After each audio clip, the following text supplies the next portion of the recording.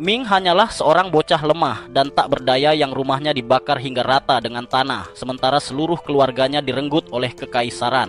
7 tahun kemudian, Ming mengambil alih identitas seorang putra dari keluarga terpandang demi menjadi lebih kuat dan membalaskan dendamnya. Namun, kita harus kembali ke awal kisah ini. Saat ini, Ming telah menjadi buronan selama 7 tahun. Ia sedang diburu oleh beberapa algojo melintasi hutan belantara. Saat ia melompat dari satu pohon ke pohon lain untuk meloloskan diri, salah satu algojo mulai curiga dengan identitas aslinya karena orang biasa tidak mungkin bergerak secepat itu. Namun, pemimpin mereka menegaskan bahwa meskipun kekuatan target mereka sedikit di atas rata-rata, ia hanyalah satu orang, sehingga mustahil ia bisa menghadapi seluruh pasukan sendirian. Akhirnya, pemimpin pasukan melihat kembang api di kejauhan, tanda bahwa salah satu anggotanya telah menemukan bocah itu. Ia pun segera bergerak untuk membantu melumpuhkan Ming. Ming terus berlari melewati dahan-dahan pohon, tetapi dengan kembang api yang membocorkan posisinya, para algojo perlahan mengepungnya. Situasi semakin buruk karena hutan ini adalah sarang bagi berbagai monster berbahaya, sehingga Ming harus sangat berhati-hati saat memijakkan kaki. Saat Ming mencoba berayun kembali ke puncak pohon, salah satu algojo berhasil menghadangnya. Sebelum Ming menyadari apa yang terjadi, wajahnya ditendang hingga ia terhempas ke tanah. Kini ia benar-benar terkepung. Para algojo bersiap mengeroyoknya, namun Ming menolak menyerah tanpa perlawanan. Saat seorang algojo mencoba menusuknya, ia menepis serangan itu, merebut pedang lawan, dan menusukkannya ke leher musuh. Ming hendak melakukan hal yang sama pada yang lain, namun tiba-tiba sebuah anak panah melesat ke arah kepalanya, memaksanya mundur. Ia menendang 2 algojo hingga melihat celah untuk menebas mereka.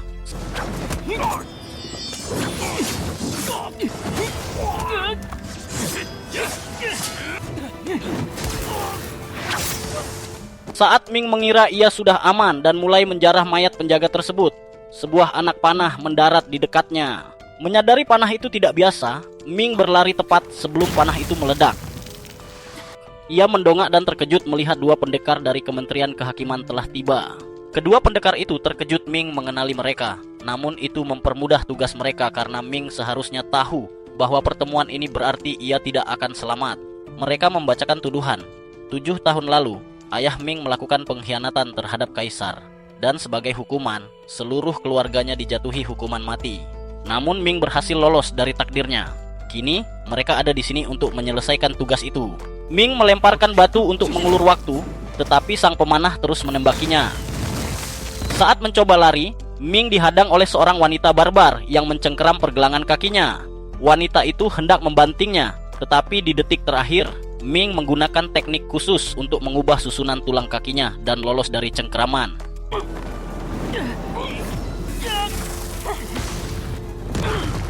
Meski Ming nyaris tidak bisa berdiri, ia meminum ramuan kesehatan yang sempat ia curi tadi. Saat wanita barbar itu menyerjang, Ming mengaliri pedangnya dengan energi. Di luar dugaan wanita itu, Ming begitu kuat hingga bentrokan senjata mereka menghancurkan gada milik wanita tersebut. Memanfaatkan kebingungan lawan, Ming menyelinap ke belakang dan menusuk lehernya. Pemanah dari Kementerian Kehakiman murka melihat rekannya tewas. Menyadari pemanah itu menggunakan jimat dan merupakan seorang kultivator ki, Ming tahu ia tak bisa menang dengan mudah. Ia mencoba lari, namun pemanah itu mengaktifkan jurus petir dan menendang Ming sejauh 100 meter menembus hutan hingga ia terpojok di tepi air terjun.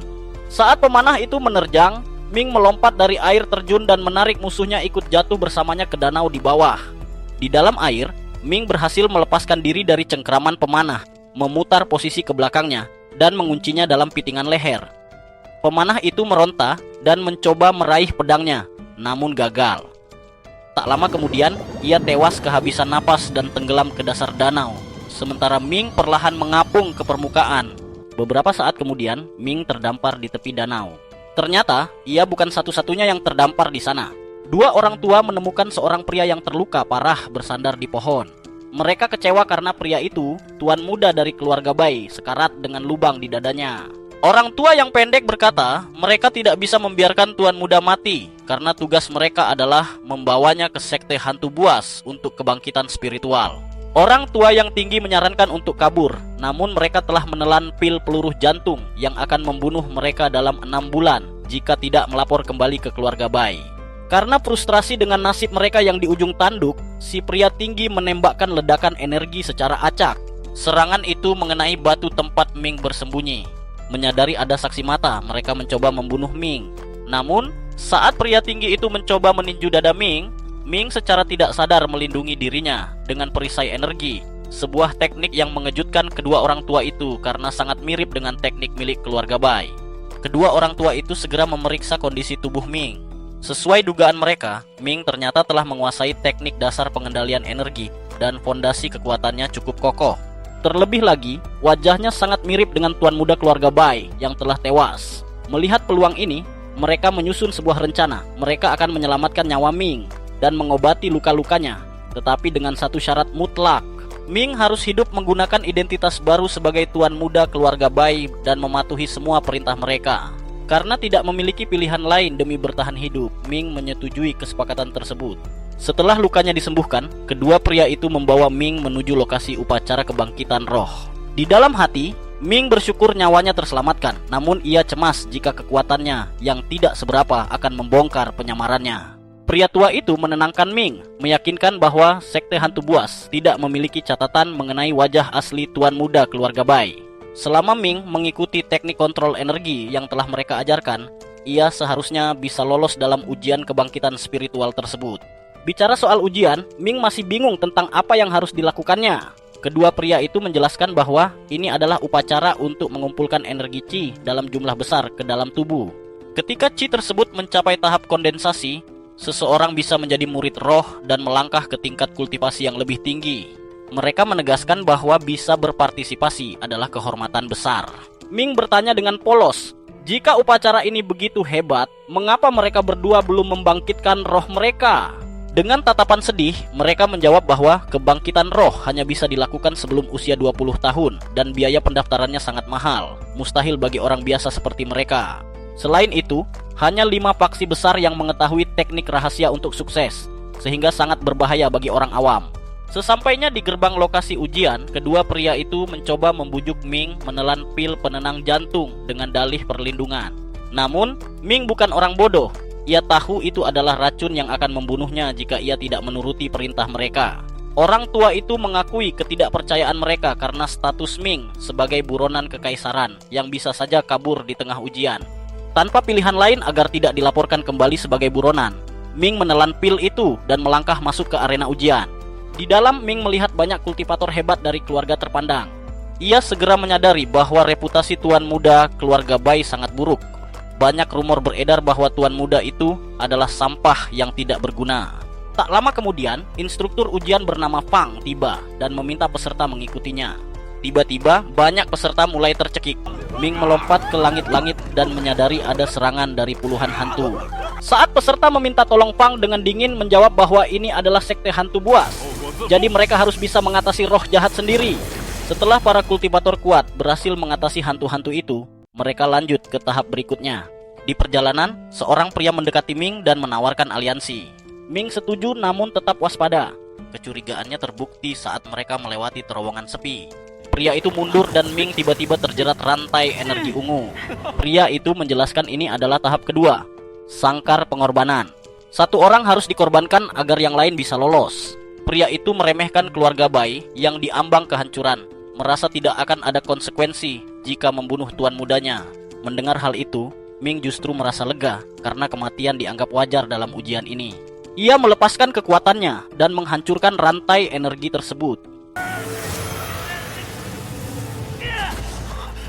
Pria itu ketakutan, menyadari Ming adalah penipu karena tuan muda keluarga Bai yang asli tidak mungkin sekuat itu. Saat pria itu hendak menyerang karena panik, ia tiba-tiba merasakan sakit luar biasa. Ming mengungkapkan bahwa ia telah meracuni pria itu sejak awal pertemuan mereka sebagai langkah antisipasi. Akibat kecerobohannya menyerang dalam kondisi lemah, pria itu justru terjerat rantai ungu pengorbanan. Energinya terkuras habis dan ia tewas seketika. Ming melanjutkan perjalanan hingga keluar dari terowongan. Fang menyambut para peserta yang tersisa, mengatakan mereka beruntung bisa sampai sejauh ini. Namun, ujian sesungguhnya baru saja dimulai di arena kebangkitan spiritual ini. Ming tertegun menyadari lebih dari separuh peserta awal telah tewas. Namun tantangan di depan tampaknya jauh lebih mematikan. Beberapa peserta mulai menyadari bahwa banyak lingkaran energi di dalam arena sudah terisi oleh orang lain. Fang kemudian menjelaskan bahwa tempat-tempat tersebut diisi oleh anggota sekte hantu buas yang telah melatih energi spiritual mereka sejak kecil. Dari total 5 lingkaran energi yang tersedia, Fang telah memesan 3 diantaranya khusus untuk anggota sektenya sendiri. Dengan nada meremehkan, ia memberitahu peserta lainnya bahwa mereka harus memperebutkan sisa tempat yang ada. Para peserta tentu saja marah besar karena keluarga mereka telah membayar mahal agar mereka bisa mengikuti upacara kebangkitan ini. Rasanya sangat tidak adil jika Fang memonopoli sebagian besar sumber daya. Namun, Fang sama sekali tidak peduli soal keadilan. Di sini, dialah yang membuat aturan. Jika mereka tidak suka dengan cara pembagiannya, mereka dipersilakan untuk pergi. Karena tidak punya pilihan lain, para peserta terpaksa berdesakan masuk ke dalam 2 lingkaran terakhir dan bersiap untuk memulai kebangkitan spiritual. Setelah semua orang mendapatkan posisi, Ming melihat seorang gadis cantik duduk di seberangnya. Saat gadis itu menatap ke arahnya, Ming sempat terpesona. Namun ia segera teringat bahwa dirinya adalah seorang buronan yang dipaksa mengikuti upacara mematikan ini. Jadi asmara bukanlah prioritas utamanya saat ini. Gadis itu tampak terkejut karena pesona spiritualnya tidak mempan pada Ming, yang justru membuatnya mulai tertarik pada pemuda itu. Namun, tidak ada waktu untuk gangguan karena upacara segera dimulai. Setiap jalur diisi dengan cairan energi padat. Ketika formasi diaktifkan, energi spiritual yang sangat pekat menyelimuti mereka untuk diserap. Dalam hitungan detik, beberapa kultivator jatuh dan tewas karena tidak kuat menahan tekanan yang luar biasa. Ming yang masih baru dalam dunia kultivasi sempat kesulitan. Namun, berkat teknik pengendalian energi yang diajarkan padanya, kini tugasnya adalah menyerap energi sebanyak mungkin untuk membuka meridiannya. Sementara itu, para pemimpin dari 8 cabang sekte hantu buas berkumpul untuk memantau kemajuan para kandidat. Ketua sekte terkesan dengan performa tahun ini, namun ia mendengar ada perselisihan antar pemimpin cabang dalam memperebutkan murid. Ternyata, Shu dan Lin berdebat memperebutkan seorang murid. Lin bersikeras bahwa ia berhak atas murid tersebut karena dialah yang menemukan pemilik tubuh mimpi buruk Kalan. Para pemimpin cabang terkejut mengetahui ada seseorang dengan tubuh langka tersebut.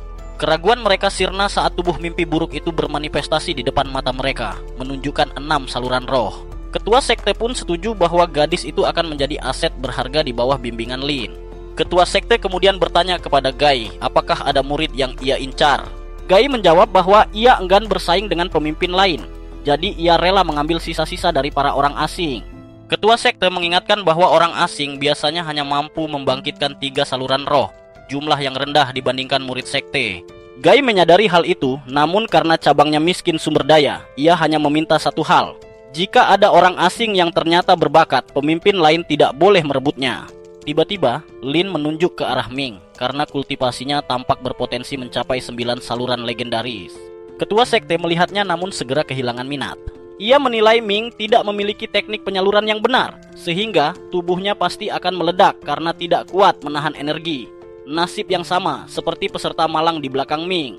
Tubuh Ming memang mulai kewalahan, jadi ia menyegel saluran rohnya untuk menahannya. Gai berkomentar bahwa trik itu hanya menunda kematian yang tak terelakkan. Perhatian mereka kemudian beralih ke peserta asing lain bernama Jay yang sukses membuka 9 saluran roh. Gai sangat senang karena merasa strateginya berhasil. Namun, pemimpin cabang terakhir Li Shu tiba-tiba muncul dan mengklaim Jay sebagai muridnya dengan alasan Jay adalah keponakannya dan memiliki elemen petir yang cocok dengannya. Gai kecewa murid berbakat itu diambil, namun ia tidak bisa membantah dan kembali meminta agar sisa peserta asing diserahkan padanya. Kejutan belum berakhir. Seorang peserta lain bangkit dan melampaui semua ekspektasi dengan memunculkan bukan hanya 9, melainkan 12 saluran roh, sebuah fenomena yang hampir tak pernah terdengar. Gai cepat-cepat mengklaim anak itu, namun ketua sekte yang tidak mau kalah menggunakan kekuasaannya untuk merebut peserta dengan 12 saluran roh tersebut menjadi murid pribadinya. Gai merasa sangat terpukul dan tidak berdaya melawan atasan. Dengan putus asa, Gai kembali melihat ke arena dan melihat Ming masih bertahan hidup. Ia merasa penasaran karena seharusnya Ming sudah meledak. Masalah yang dihadapi Ming adalah ia memiliki energi untuk 9 saluran, tapi inti tubuhnya tidak cukup kuat menampungnya. Alih-alih membuang energi itu, Ming melakukan hal gila. Ia menggunakan kekuatan rohnya untuk memadatkan saluran-saluran tersebut agar muat. Belum pernah ada yang melakukan ini sebelumnya. Upacara pun berakhir. Sementara peserta lain memiliki saluran roh yang panjang dan tipis. Berkat metode uniknya, Ming kini memiliki 3 saluran roh, namun ukurannya raksasa dan jauh lebih padat daripada milik siapapun. Beberapa menit berselang, Gai turun dari podium untuk mengambil para awakener asing yang tidak diinginkan oleh para pemimpin cabang lainnya. Ia kemudian memerintahkan asistennya Shai untuk memimpin rombongan sisa tersebut menuju wilayah cabang miliknya. Setelah perjalanan yang cukup panjang, mereka akhirnya tiba di depan sebuah portal energi. Namun, kejadian aneh terjadi segera setelah mereka melangkah melewati portal tersebut menuju sisi lain. Seluruh murid baru jatuh pingsan seketika, terkapar di tanah tak sadarkan diri. Hanya satu orang yang masih berdiri tegak, dan itu adalah Ming. Seorang pria tua yang duduk santai di sebuah kursi tiba-tiba angkat bicara. Ia mengaku terkesan karena Ming tidak pingsan seperti rekan-rekannya yang lain. Ming seketika waspada, berpikir bahwa ini mungkin semacam jebakan mematikan. Namun, pria tua itu meyakinkannya bahwa ia tidak dalam bahaya. Ia menjelaskan bahwa energi di dalam kuil ini begitu padat dan murni, sehingga sebagian besar pemula tidak akan mampu menahan tekanannya dan langsung kehilangan kesadaran. Pria tua itu kemudian menawarkan sesuatu. Jika Ming berada di sini untuk mencari teknik bela diri, ia menyarankan agar Ming mengambil gulungan mantra levitasi, api dasar, dan angin dasar. Ming menerima saran tersebut, namun dalam hati ia bertanya-tanya, mengapa ia hanya diizinkan mengambil gulungan mantra tingkat rendah. Seolah membaca pikiran Ming, pria tua itu memperingatkan bahwa sebagian besar gulungan di sini terlalu canggih dan berbahaya bagi pemula. Ia menegaskan bahwa Ming sebaiknya tidak bertindak gegabah. Hanya mereka yang dipilih secara pribadi oleh pemimpin cabang yang memiliki izin untuk mengakses gulungan tingkat tertinggi. Jadi tidak ada yang bisa dilakukan Ming selain menerimanya. Dengan nada meremehkan, pria tua itu mengatakan bahwa ini adalah kesalahan Ming sendiri karena terlahir sebagai pecundang lemah yang hanya memiliki 3 saluran roh. Namun, di balik hinaan itu, sang pria tua menyadari sesuatu yang istimewa. Ming memiliki kekuatan mental yang luar biasa besar untuk seseorang dengan bakat alamiah yang begitu rendah. Karena penasaran, ia memutuskan untuk menguji Ming. Ia mengeluarkan sebuah bola kristal dan meminta Ming menyalurkan energinya ke dalam benda itu untuk mengukur kekuatannya. Namun, Ming yang memiliki insting tajam dapat merasakan bahwa pria tua ini bukanlah orang yang baik. Tidak ingin mengungkapkan seluruh kartu asnya, Ming memutuskan untuk menahan diri dan hanya menggunakan sepertiga dari kekuatan aslinya. Meski hanya sepertiga, hasilnya cukup untuk membuat pria tua itu terperanjat. Ia belum pernah melihat kekuatan mental sekuat ini pada seorang pemula. Yakin bahwa Ming akan melangkah jauh sebagai kultivator, ia menawarkan sebuah teknik kultivasi khusus. Pria tua itu menjelaskan bahwa versi asli teknik tersebut ditulis dalam bahasa kuno yang rumit. Namun versi bambu yang ia berikan adalah hasil terjemahan pribadinya. Saat Ming meminta untuk melihat versi aslinya, pria tua itu tersinggung. Ia menghardik Ming, mengatakan bahwa bocah itu tidak akan pernah bisa memahami sesuatu yang membutuhkan waktu bertahun-tahun baginya untuk diterjemahkan. Ia mengklaim teknik itu bisa membawa Ming mencapai tahap penguasaan menengah tanpa hambatan. Sesuatu yang bahkan teknik rahasia faksi pun belum tentu bisa lakukan. Ming akhirnya meminta maaf dan menerima pemberian itu dengan rasa terima kasih yang dibuat-buat. Sebelum Ming pergi, pria itu memperingatkan dengan ancaman serius. Ming tidak boleh memberitahu siapapun tentang hal ini atau ia akan menghadapi konsekuensi yang mematikan. Sementara itu, di sebuah gua dekat wilayah sekte, 2 awakener asing sedang mengadakan pertemuan rahasia. Salah satu dari mereka bertanya berapa banyak awakener asing yang berhasil selamat. Selain mereka berdua, yang tersisa hanyalah Zilei dan Tuan Muda dari keluarga Bai. Mereka merasa ada yang sangat mencurigakan tentang Tuan Muda keluarga Bai.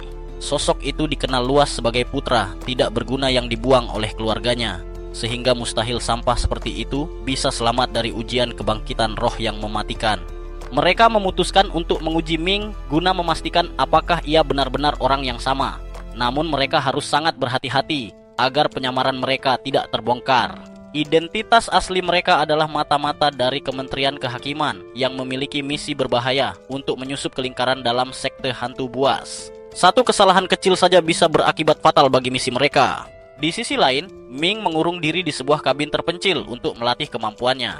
Ia sebenarnya masih tidak mempercayai teknik kultivasi pemberian Pak Tua itu, karena pria itu tidak terlihat seperti tipe orang yang melakukan kebaikan tanpa pamrih. Namun, Ming tidak punya pilihan lain jika ingin meningkatkan kekuatannya dengan cepat. Beberapa bulan berlalu, dan tiba waktunya bagi para kultivator baru untuk kembali ke kompleks utama guna menjalani evaluasi. Saat Ming dan yang lainnya tiba, mereka bertemu dengan Shai yang menanyakan perkembangan latihan mereka. Murid-murid lain mengakui bahwa mereka tidak membuat banyak kemajuan karena tidak ada yang membimbing, sehingga mereka harus belajar secara otodidak dengan lambat. Ketika ditanya, Ming berbohong demi tidak menarik perhatian. Padahal kenyataannya, kemajuannya jauh melampaui mereka semua. Ming melihat sekeliling dan menyadari betapa sedikitnya orang di sana. Ia bertanya kepada Shai, apakah ini semua murid dari cabang Juren? Dengan sedih, Shai membenarkan. Cabang ini adalah yang paling terabaikan dari 8 cabang yang ada. Mereka cukup beruntung, bahkan bisa diizinkan berpartisipasi dalam turnamen ini. Shai memotivasi mereka untuk memenangkan hadiah sebanyak mungkin guna mempercepat perjalanan kultivasi mereka. Mata para murid berbinar mendengar kata hadiah. Shai menyebutkan kemungkinan adanya pil penguat kultivasi yang membuat semangat mereka terbakar. Tak lama kemudian, pemimpin cabang tiba dan memberikan pidato singkat tentang pentingnya ketekunan. Namun ironisnya, tepat saat ia berbicara tentang kerja keras, sosok paling pemalas di sekte itu jatuh dari langit. Dia adalah Zhu, salah satu master di sana yang datang terlambat karena mabuk semalaman dan masih mengalami sakit kepala hebat. Setelah menenangkan diri, Zhu memperingatkan para siswa agar tidak menjadi pemalas seperti dirinya jika tidak ingin dihajar. Ia kemudian memanggil beberapa labu sakti berisi cairan yang memiliki efek setara dengan pil kultivasi tingkat tinggi. Semua orang kini sangat antusias untuk membuktikan diri. Turnamen pun dimulai. Para pemula diminta maju terlebih dahulu. 2 murid langsung di bawah pemimpin cabang, Fang dan Chang, dipilih untuk melawan 3 murid baru termasuk Ming. Meskipun dikatakan sebagai pertandingan persahabatan, Fang tampak menikmati kesempatan untuk menghajar para pecundang dengan 3 saluran roh. Saat pertarungan dimulai, Fang dengan brutal menghajar murid bertubuh gempal. Murid perempuan mencoba membantu dengan serangan bilah angin, tetapi serangan itu tidak memberikan dampak apapun pada Fang. Fang kemudian berbalik menyerang gadis itu dengan niat jahat. Ming tahu gadis itu tidak akan selamat dari hantaman tersebut. Dengan cepat, Ming menggunakan teknik levitasinya untuk mengangkat gadis itu menyingkir dari jalur serangan, menyelamatkannya tepat waktu. Para pemimpin yang menonton, termasuk Gai, terkesan dengan pemikiran cepat Ming. Gai menyayangkan bahwa seseorang dengan kecerdasan tempur seperti Ming hanya memiliki 3 saluran roh. Sementara itu, Fang merasa kesal karena Ming mengganggu serangannya. Ia pun mengincar Ming. Meskipun tingkat kultivasi Fang jauh lebih tinggi, ia tidak bisa mendaratkan satu pukulan pun karena Ming terus menghindar dengan lincah. Ming membalas menggunakan teknik tebasan angin. Meskipun serangannya lebih kuat dari milik gadis tadi, itu masih belum cukup menandingi kekuatan mentah Fang. Fang menerobos serangan itu dan kembali menerjang. Melihat Ming mampu memberikan perlawanan, murid-murid lain memutuskan untuk bergabung. Mereka menyerang Fang dengan tebasan angin untuk mengalihkan perhatian, sementara Ming menyelinap masuk untuk mendaratkan 1 atau 2 serangan telak. Para pemimpin sekte sekali lagi dibuat kagum oleh kemampuan adaptasi Ming. Ia dengan sempurna mengeksekusi taktik pukul dan lari untuk menutupi kekurangan kekuatannya. Jika Ming dan rekannya bisa mempertahankan ritme ini, cepat atau lambat Fang akan kehabisan tenaga. Beberapa saat kemudian, murid bertubuh gempal itu jatuh berlutut karena kelelahan. Yu mengira lawannya sudah kehabisan tenaga. Namun, alih-alih menjaga jarak dan menyerang dengan bola api, Yu malah berlari masuk ke jangkauan serangan jarak dekat. Ternyata itu adalah jebakan. Setelah murid gempal itu akhirnya tumbang, Yu mengalihkan targetnya kembali kepada gadis satu tim Ming dan menamparnya hingga terpental. Kini, hanya Ming yang masih berdiri. Yu menerjang ke arah Ming, tetapi sebelum serangan itu mendarat, Ming dengan tenang menunjukkan bahwa teknik yang baru saja digunakan Yu untuk mengalahkan si gempal bukanlah teknik dari sekte hantu buas. Ucapan ini mengejutkan Yu. Ia panik penyamarannya terbongkar. Memanfaatkan kelengahan itu, Ming meninju dada Yu dengan telak, lalu segera mengangkat tangan tanda menyerah.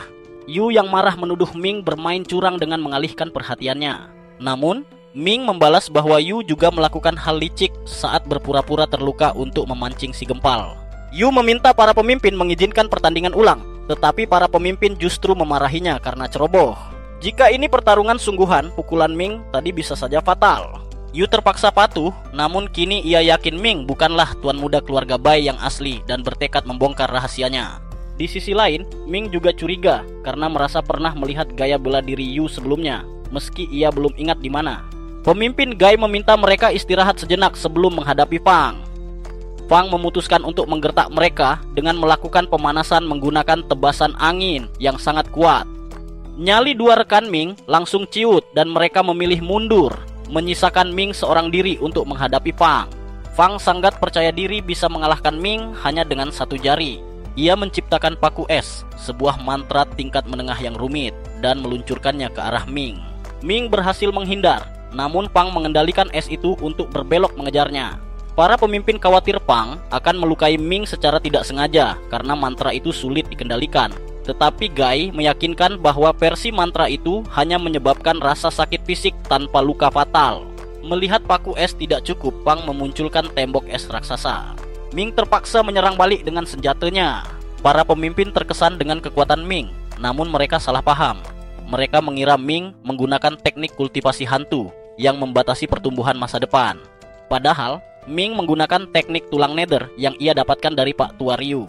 Teknik ini sangat mirip dengan teknik hantu, menjadikannya penyamaran yang sempurna. Tahu bahwa menang akan terlalu mencurigakan, Ming sengaja membiarkan dirinya terkena serangan paku es. Ia menggunakan teknik pengecil tulang untuk menghindari cedera fatal, lalu menyerah untuk mengakhiri pertandingan. Sialnya, Yu mengenali teknik pengecil tulang tersebut, yang semakin menambah kecurigaannya terhadap identitas Ming. Turnamen berakhir. Ming diberi peringkat sebagai kultivator menengah atas. Salah satu pemimpin wanita yang menyukai Ming memanggilnya, menyembuhkan lukanya, dan memberinya 3 jimat perisai.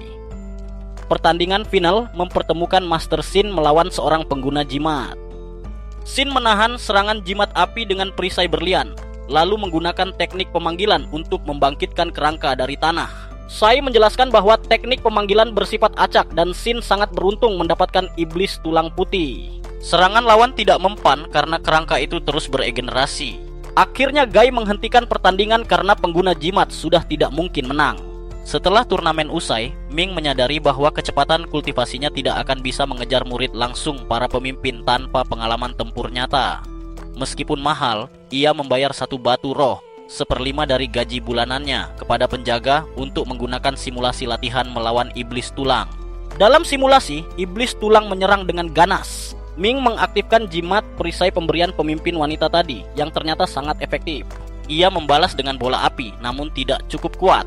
Saat kerangka itu menyerjang dari balik asap, Ming menangkis dan memukulnya dengan keras hingga hancur. Latihan ini menyadarkan Ming bahwa ia harus mempelajari teknik pemanggilan, tetapi sebelumnya ia butuh mandi. Sesampainya di rumah, Ming berendam di bak mandi. Tiba-tiba, ia menyadari seorang wanita telah berdiri di sampingnya sepanjang waktu. Ming kaget bukan main, tetapi wanita itu Miu dengan santai berkata tidak perlu malu karena ia akan segera menjadi istri Ming. Miu menjelaskan bahwa keluarganya memiliki perjanjian dengan keluarga Bai. Jika mereka berdua berhasil lolos upacara kebangkitan roh, Miu harus menikah dengannya dan menjadi pasangan kultivasinya. Ini adalah pertama kalinya Ming mendengar tentang perjodohan itu. Jadi Miu bertanya, apakah ia tidak senang dengan pengaturan tersebut? Miu sebenarnya terkejut karena Ming belum mencoba melecehkannya, mengingat reputasi tuan muda keluarga Bai yang dikenal sebagai pemuda bejat.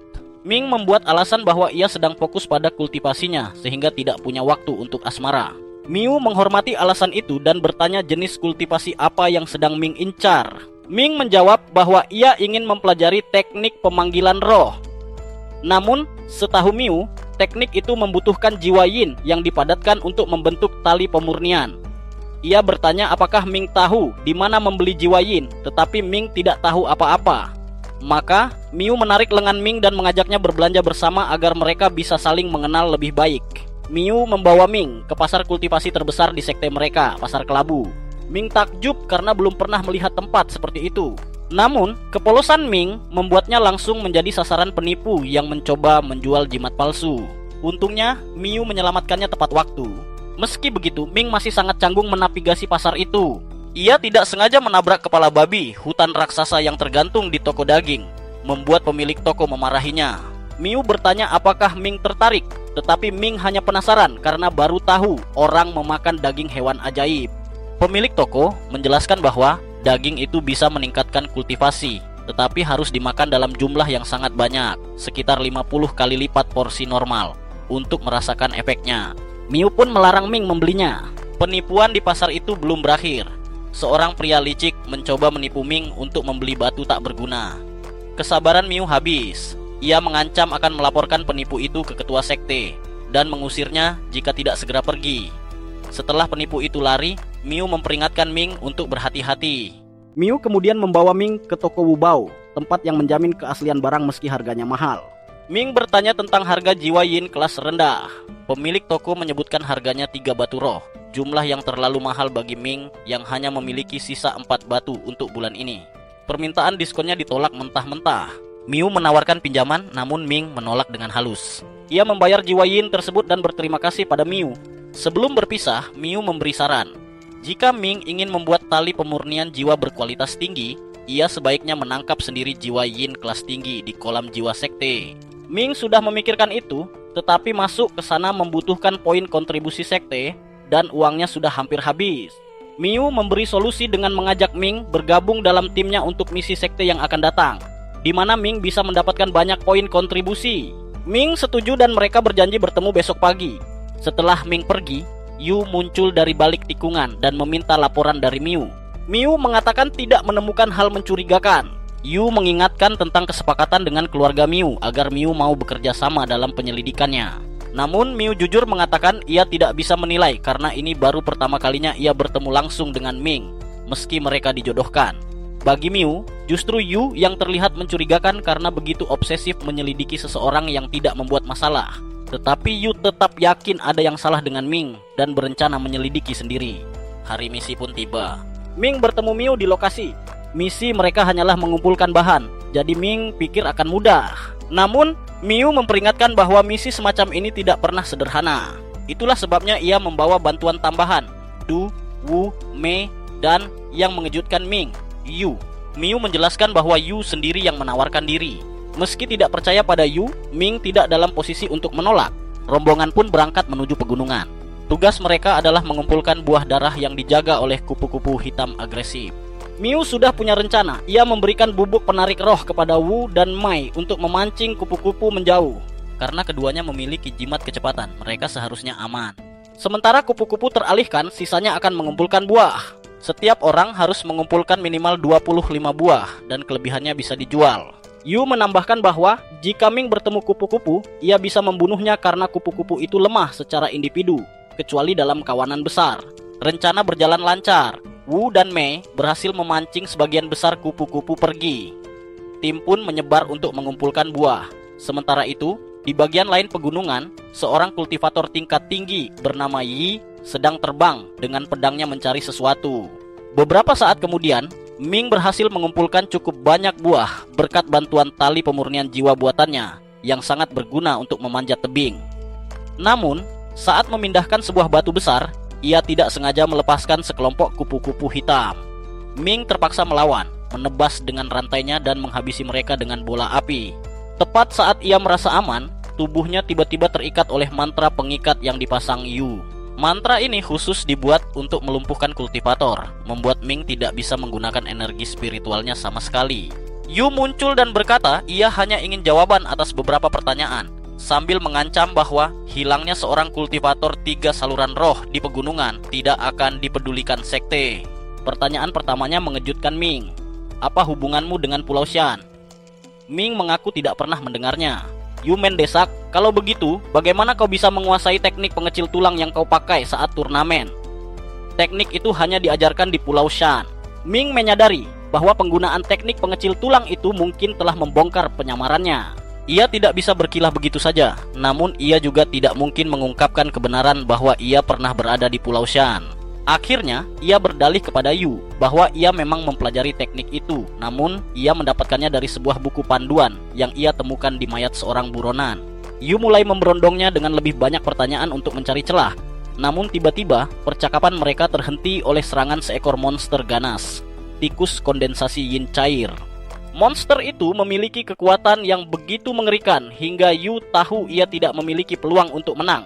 Tanpa membuang waktu, Yu segera melarikan diri, tetapi sebelum itu, ia melemparkan Ming ke arah monster tikus tersebut sebagai pengalih perhatian. Yu terbang menjauh sambil tersenyum licik pada dirinya sendiri. Akhirnya, ia memiliki alasan yang sempurna dan masuk akal untuk menjelaskan kematian Ming nantinya. Kini Ming ditinggalkan sendirian menghadapi maut. Apapun yang ia coba lakukan, tikus itu terlalu cepat dan terlalu kuat untuk dihadapi secara langsung. Ming terhempas ke batu karang dan menyadari ia benar-benar akan mati jika tidak segera bertindak. Meskipun tidak memiliki rencana matang, ia menolak menyerah tanpa perlawanan. Ming memanggil senjata rohnya dengan kekuatan penuh dan menerjang ke arah tikus itu, berhasil menebas perutnya dan memotong ekornya. Namun, meski berhasil melukai monster itu, Ming juga menerima kerusakan parah sebagai balasannya. Ia tidak akan bisa bertahan lebih lama lagi.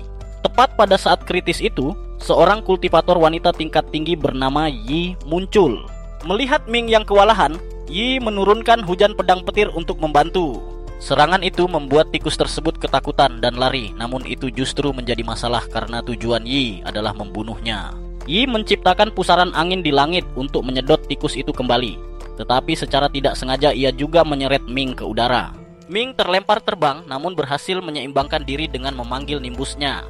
Sial bagi Ming, hampir seketika itu juga lidah tikus itu melilit tubuhnya. Monster itu berniat memakan Ming untuk meminum darahnya demi meregenerasi luka-lukanya. Yi tidak membiarkan itu terjadi. Dengan cepat, ia memotong lidah tikus tersebut hingga monster itu lari kesakitan.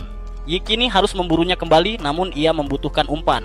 Tanpa mempedulikan keselamatan Ming, ia menangkap pemuda itu dan melemparkannya ke area tempat tikus itu melarikan diri. Benturan keras membuat Ming pingsan sejenak. Saat terbangun, ia mendapati monster tikus itu sedang menatap tepat ke arahnya.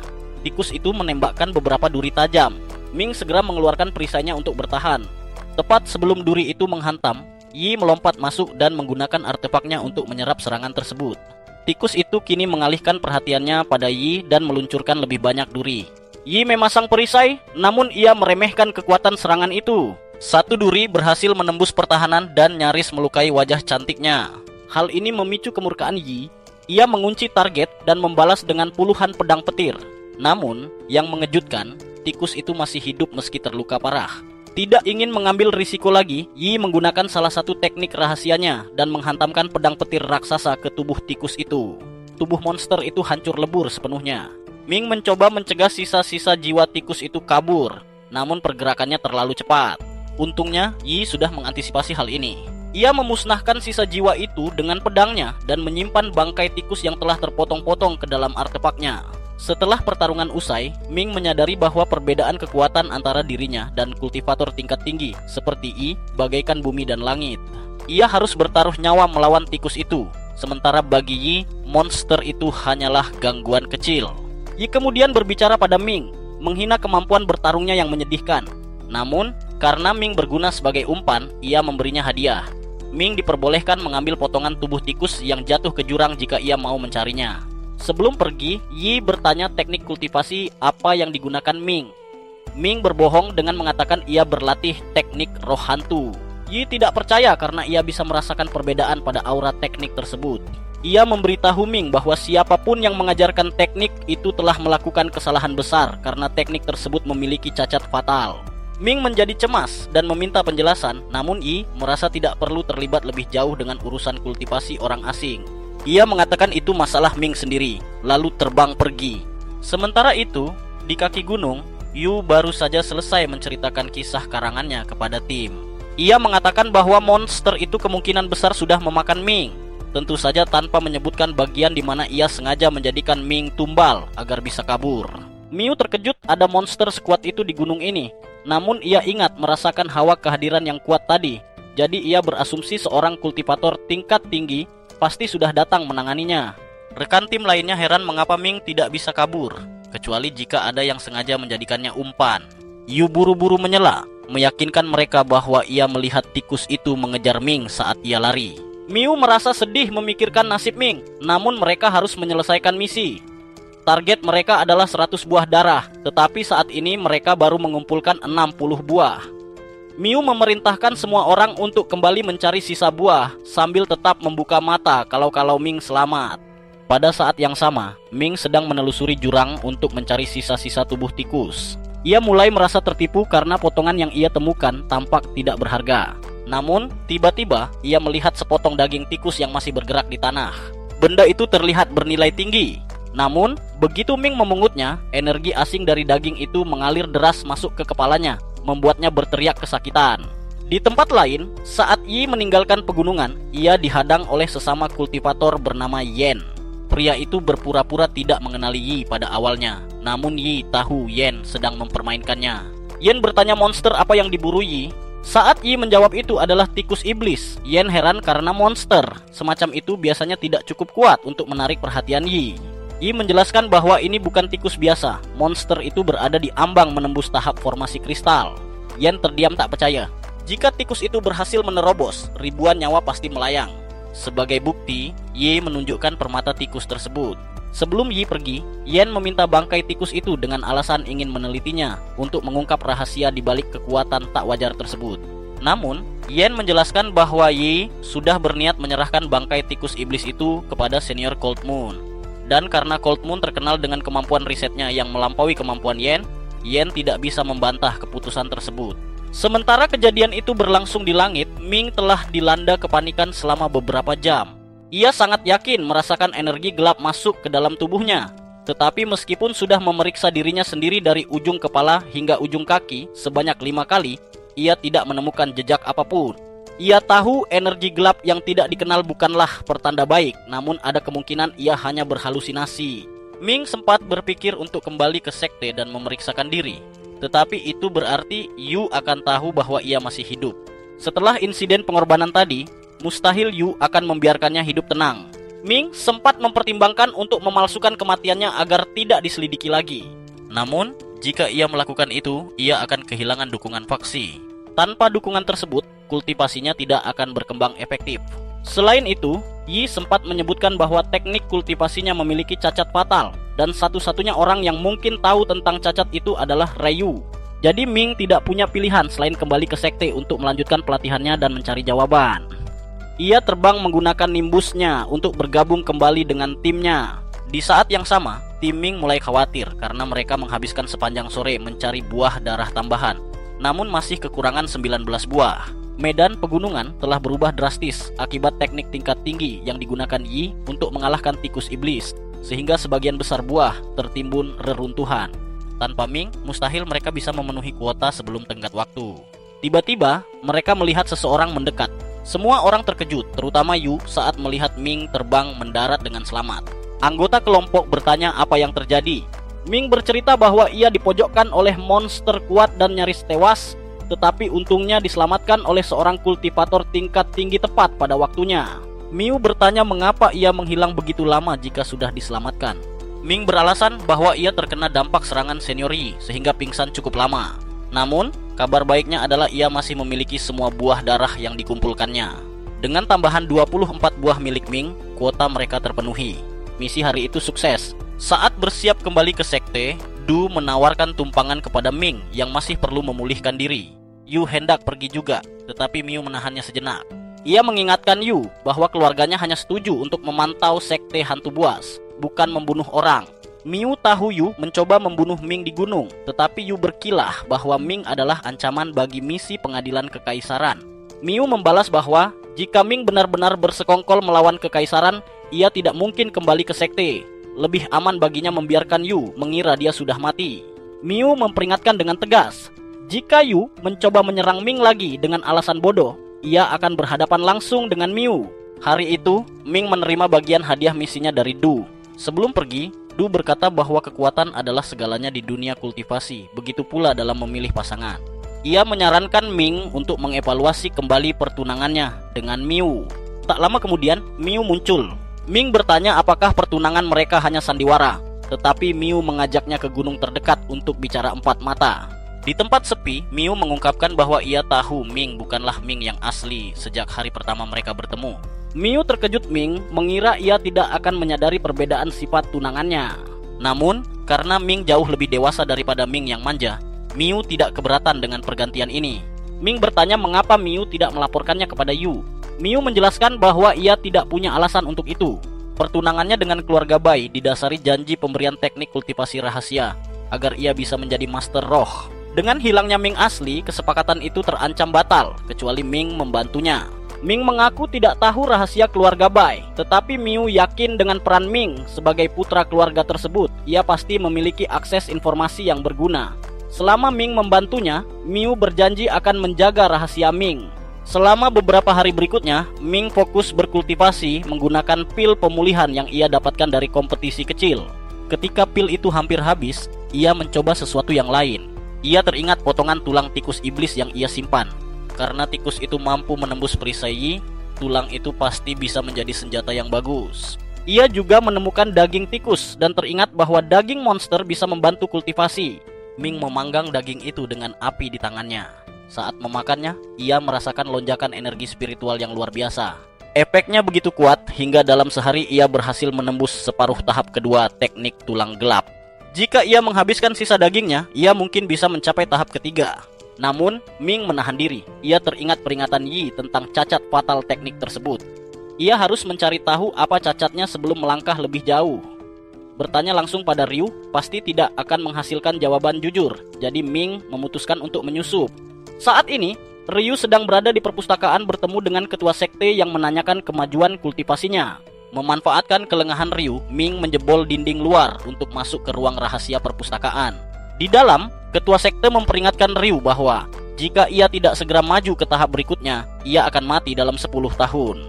Ryu sadar akan nasibnya, namun ia belum melakukan cukup tes untuk menyempurnakan kultivasi tulang gelap. Sementara itu, Ming berhadapan dengan prajurit kerangka di lorong rahasia. Untungnya mereka buta, jadi selama Ming diam, ia aman.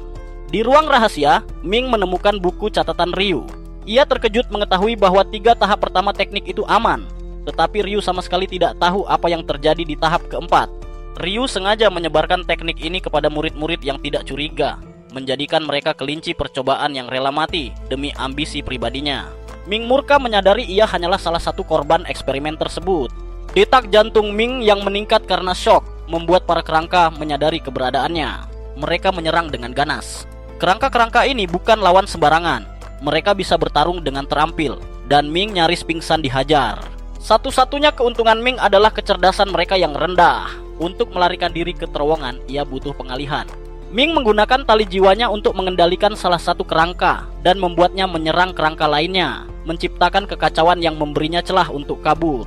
Namun, dalam pelariannya, ia secara tidak sengaja memicu kewaspadaan 2 penjaga kerangka lainnya, sehingga pengejaran pun berlanjut. Saat ia berlari sekuat tenaga, energi gelap misterius yang sebelumnya merasukinya mulai berulah, membuat pergerakan Ming menjadi sangat berat dan lambat. Ia mencoba menyegel energi itu, tetapi sia-sia. Salah satu kerangka berhasil menyusul dan bersiap melubangi tubuhnya dengan pukulan mematikan. Tepat pada detik-detik kritis itu, energi dalam tubuh Ming bereaksi aneh. Dalam sekejap mata, ia mendapati dirinya berpindah tempat ke sebuah ruang hampa yang diselimuti kabut hitam pekat. Ming terperangah, ia yakin baru saja berada di ruang rahasia perpustakaan. Mencoba mencari jalan keluar, ia berjalan namun terhalang oleh dinding tak kasat mata. Ia mencoba terbang ke langit, namun penghalang itu ternyata mengurungnya dari segala arah. Seberapa keras pun Ming mencoba, ia tidak bisa menembusnya. Menyadari ia akan terjebak di sana untuk sementara waktu, Ming memutuskan memanfaatkannya untuk melatih mantra. Ia mengeluarkan jam pasir dan mulai berlatih. Di ruang misterius ini, efisiensi mantra tidak bergantung pada kekuatan spiritual, melainkan pada seberapa lama waktu yang dihabiskan untuk memurnikan teknik. Anehnya, Ming tidak pernah merasa lapar atau lelah. Hal ini memungkinkannya berlatih tanpa henti selama 60 hari berturut-turut. Mantra-mantranya menjadi sangat kuat, namun tetap belum cukup untuk menghancurkan penjara dimensi ini. Saat Ming mulai putus asa apakah ia akan terjebak selamanya, tepat setelah hari ke-60 berakhir, ia tiba-tiba diteleportasi kembali ke tubuh aslinya. Ia terkejut mendapati dirinya berada di posisi yang persis sama saat ia hendak dipukul oleh kerangka, seolah waktu di dunia nyata telah berhenti selama ia pergi. Berkat latihan kerasnya di dimensi lain, mantra Ming kini jauh lebih kuat. Dengan mudah, ia menghancurkan kerangka-kerangka itu dan meloloskan diri. Tak lama kemudian, Ryu dan Master tiba di lokasi kejadian. Ryu syok melihat kerangka ciptaannya hancur berkeping-keping dengan mudah. Ia yakin ini perbuatan seorang guru roh, karena murid biasa tidak mungkin sekuat ini. Sang Master menegur Ryu, mengatakan bahwa penelitiannya telah menarik perhatian yang tidak diinginkan. Mulai saat ini, ia melarang Ryu mengajarkan teknik tulang gelap kepada siapapun. Mengenai murid-murid yang sudah terlanjur ditipu Ryu untuk mempelajarinya, sang Master tidak peduli. Itu bukan lagi urusan mereka. Hari itu juga, Ming mengunjungi Master Bing untuk meminta bantuan mengeluarkan energi gelap dari tubuhnya. Namun, Bing mengusirnya karena mengira Ming sedang mempermainkannya. Saat terlempar keluar, Ming menabrak Jialan. Ia nyaris terhipnotis oleh mata menggoda wanita itu, namun Ming segera ingat untuk tetap fokus dan memalingkan wajah. Jialan terkesan karena Ming mampu menahan pesonanya. Ming menjelaskan tujuannya datang menemui Master Bing untuk menghilangkan energi jahat. Namun, saat diperiksa, Bing tidak menemukan setitik pun energi jahat. Malahan, energi spiritual Ming jauh lebih padat dari orang rata-rata. Bing menuduh Ming berbohong hanya untuk mencari alasan bertemu Jialan. Meski Ming menyangkal, Bing tetap memintanya membayar biaya konsultasi dan pergi. Ming kembali ke rumah dengan perasaan campur aduk. Bahkan Master Bing tidak bisa melacak energi gelap itu, jadi ia memutuskan untuk tidak memikirkannya dulu. Sisi baiknya, Ming berhasil mencuri obat pemulihan roh berkualitas tinggi dari gua rahasia Ryu. Berdasarkan catatan yang dicuri Ming, 3 tahap pertama, teknik tulang gelap aman. Namun tahap keempat adalah penyebab kematian banyak orang. Jadi, ia harus berhati-hati. Ming mulai bermeditasi menggunakan obat curiannya. 2 bulan berlalu dan ia sangat senang karena energinya kini lebih tinggi dari sebelumnya. Ia memutuskan keluar untuk latihan fisik, namun di jalan ia dihadang sekelompok pria. 3 orang bandit mengincarnya. Saat mereka mencoba menyergap dari belakang, seorang pria bertubuh besar meluncurkan serangan energi. Ming menghindar dengan santai. Para bandit mengancam agar Ming menyerahkan barang berharganya. Setelah menganalisis situasi, Ming sadar mereka hanyalah bandit lemah. Ia memukul perut salah satu bandit begitu keras hingga orang itu akan muntah darah selama berhari-hari. Saat pria besar itu menyerang, Ming memukulnya hingga pingsan seketika. Bandit terakhir mencoba membekukan kaki Ming dengan sihir es.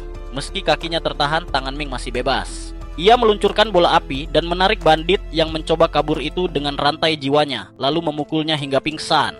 Ming kemudian menjarah harta benda mereka sebagai hukuman atas kelancangan mereka.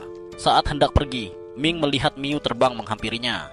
Miu berkata ia datang karena mendengar Ming dalam masalah, namun tampaknya Ming bisa mengatasinya sendiri. Ming bertanya bagaimana Miu tahu keberadaannya. Miu mengakui bahwa ia telah mengawasi Ming selama ini. Ia juga memperingatkan bahwa Yu sedang menyelidiki keluarga Bai dan mulai curiga bahwa Ming adalah penipu. Ming meyakinkan Miu bahwa tidak ada bukti. Namun Miu mengingatkan bahwa Yu cukup bodoh dan impulsif untuk melakukan hal gila meski tanpa bukti. Menyadari bahaya itu, Ming segera pulang dan kembali berkultivasi dengan target mencapai tingkat murid roh tingkat menengah agar bisa membela diri. Setelah beberapa bulan berkultivasi intensif, Ming akhirnya berhasil menembus tingkat menengah. Kebangkitan kekuatannya mengirimkan gelombang kejut ke seluruh pegunungan hingga mencapai ruangan para pemimpin cabang. Mereka terkejut menyadari ada murid baru yang memiliki bakat sebesar itu, yang memberi mereka harapan untuk memenangkan turnamen antar cabang. Kini Ming resmi menjadi murid roh tingkat menengah dengan kekuatan yang jauh lebih besar. Tepat pada waktunya, karena Yu mulai berulah. Sebuah batu raksasa yang terbakar api tiba-tiba melayang ke arah rumah Ming. Ming melompat ke udara, menangkap batu itu dan menuntut penjelasan. Yu berpura-pura polos, mengatakan ia hanya ingin mengetuk pintu dengan batu seberat 10 ton. Yu menatap tajam dan berkata ia tahu Ming bukan bagian dari keluarga Bai. Ming tetap tenang dan menantang Yu untuk memberikan bukti. Karena tidak punya bukti, Yu yang yakin Ming adalah anak buronan berencana memaksanya mengaku dengan kekerasan. Ia mencoba menghantamkan batu itu ke kepala Ming.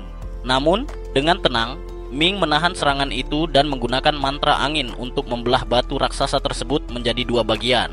Yu Sangat terkejut karena tidak menyangka Ming menjadi sekuat ini dalam waktu yang begitu singkat.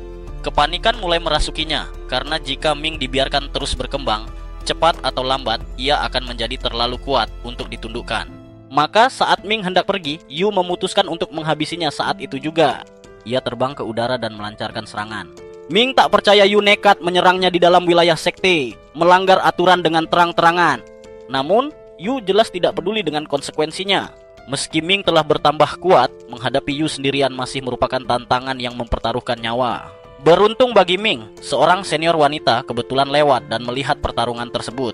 Kecewa melihat sesama murid sekte saling serang, ia segera melerai dan menuntut penjelasan. Ming dengan cerdik mengatakan bahwa mereka hanya sedang melakukan latih tanding persahabatan, jadi tidak perlu khawatir. Senior itu tentu saja tidak percaya begitu saja. Namun karena Ming tidak mengajukan keluhan resmi, ia tidak punya alasan untuk memperpanjang masalah. Ia kemudian memberitahu bahwa mereka berdua dipanggil oleh para pemimpin cabang. Ming segera menuju aula utama, diikuti oleh Yu yang terpaksa menahan diri. Sesampainya di aula, Fang sudah menunggu. Para pemimpin cabang memberitahu bahwa mereka bertiga terpilih mewakili cabang untuk berpartisipasi dalam turnamen melawan cabang 9 celah. Zhu menjelaskan bahwa turnamen ini akan diadakan di Pulau Naga Tertunduk, di mana kedua belah pihak mengirimkan 3 murid baru untuk memperebutkan buah roh. Setiap pemenang akan mendapatkan 10 buah roh yang mengandung esensi giok, bahan utama untuk membuat cairan roh yang dapat meningkatkan kultivasi secara drastis. Hadiah menggiurkan itu cukup membuat mereka semua setuju. Gai kemudian memerintahkan Zhu dan Jian untuk mendampingi ketiga murid tersebut ke pulau.